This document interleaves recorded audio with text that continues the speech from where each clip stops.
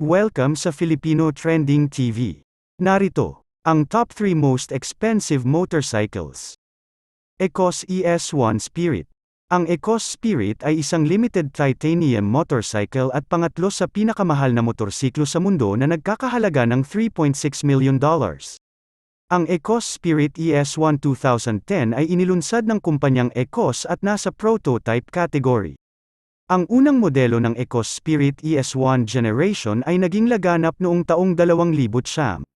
Mayroon itong engine displacement na 1000cc at mayroong lakas na 200 horsepower, may 4-cylinder inline V, 4-stroke engine at umaabot sa bilis na 370 km/h.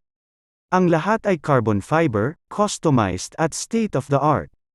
May total factory support, spare parts at training sa Superbike Champion. 1949 E90AJS Porcupine.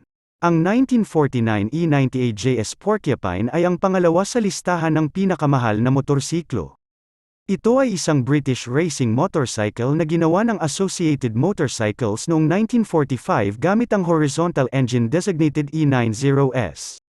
4 na motorsiklong Porcupines lang ang ginawa, at isa sa mga ito ang ginamit ni Leigh Graham para manalo ng World Championship noong 1949.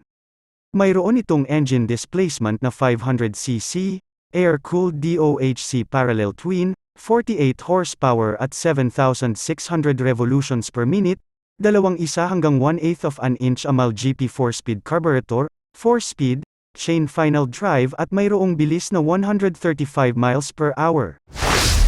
At ang pinakamahal na motorbike sa mundo, Neiman Marcus Limited Edition Fighter, na nagkakahalaga ng $11 million. Ang Neiman Marcus ay isang American chain ng luxury department stores, kaya nang magpasya itong mag-unveil ng bike para sa auction, nakatanggap ito ng maraming press at ang presyo ay tumaas. Nagsimula ang auction sa halagang $110,000 at nagtapos sa pagbebenta ng $11 million. Mayroon itong displacement na 1,966cc, 160 horsepower, 45-degree na radial twin engine na may kakayahang pabilisin ang bike hanggang 190 miles per hour. Ang chassis ay isang titanium backbone unit at direktang kumukonekta ito sa harap at likuran na billet aluminum bulkheads upang makayanan ang ganoong uri ng bilis. At yan ang top 3 most expensive motorcycles. Mag-comment lamang para sa shoutout at huwag kalimutang mag-like, subscribe at i-share ang aming videos. Maraming salamat sa panunood.